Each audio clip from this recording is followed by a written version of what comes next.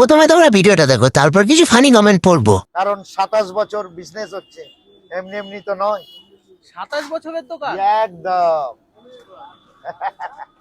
বাদশা, net দুনিয়ার বাদশা DJ অরুণ। হুমায়ুন কবির যদি মুর্শিদাবাদের বাদশা হতে পারে, ডিজে অরুণ সোশ্যাল নেটওয়ার্কের বাদশা, বাদশা খান। चलिए शुरू करते हैं। বিশ্ববিখ্যাত গুদমারানি সঠিক বলেছেন। বিজয় অরুণ মরে গেলে নেট দুনিয়া ধস নামবে।